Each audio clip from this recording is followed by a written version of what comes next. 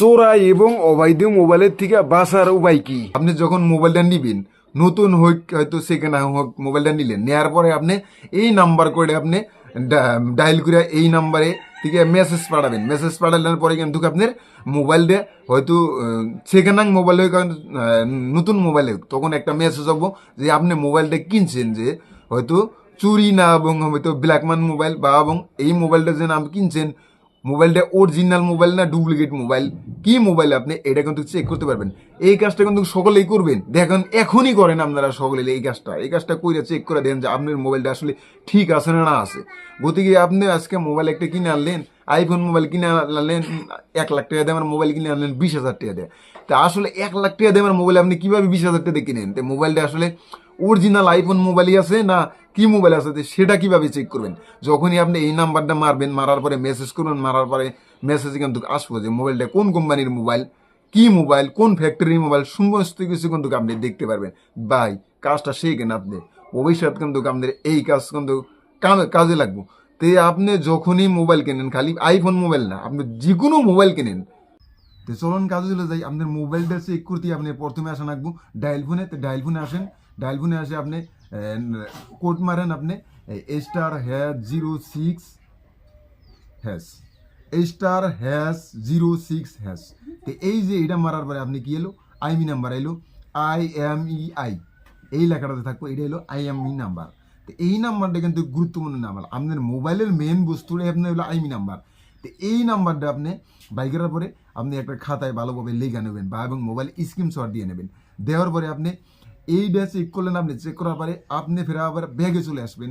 ব্যাগে চলে আসার পরে আবারও ফেরে আপনি একটা নাম্বার মারবেন, এই নাম্বারটা 14422 14422। এই নাম্বারে আপনি মারার পরে, এই নাম্বার মারার পরে আপনি সেন্ডে যাবেন, মেসেজে যাবেন। মেসেজে যাওয়ার পরে আপনি এইখানে আপনি মারবেন আপনি KOIM, তার বাদে আপনি যাবেন স্পাইস।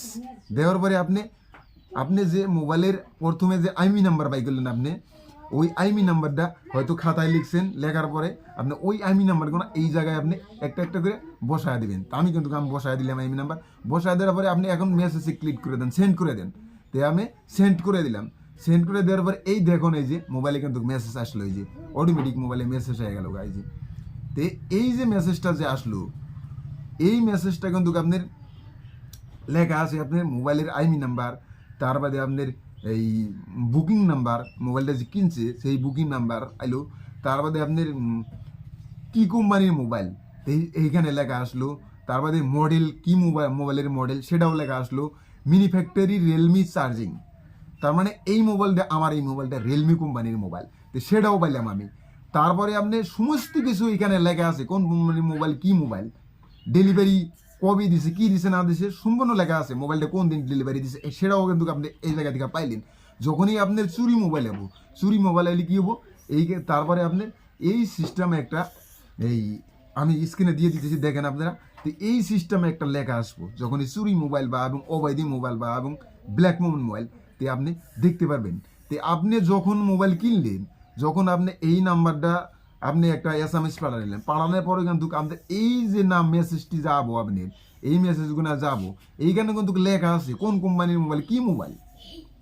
তা আপনি 1 লাখ টাকা দিয়ে মোবাইল যে 20,000 টাকা দিয়ে কিনলেন, ওই মোবাইলটা এখন অরিজিনাল আছে না ডুপ্লিকেট আছে, তো এইখানে দেখাবো। আপনি কিনলেন আইফোন মোবাইল, হয়তো ডুপ্লিকেট দিয়ে আপনার অন্য মোবাইল দিয়ে দিচ্ছে, কিন্তু এইখানে যখন এই ডাইল নাম্বারটা মারবেন, মারার পর কিন্তু সমস্ত কিছু আয় করবো।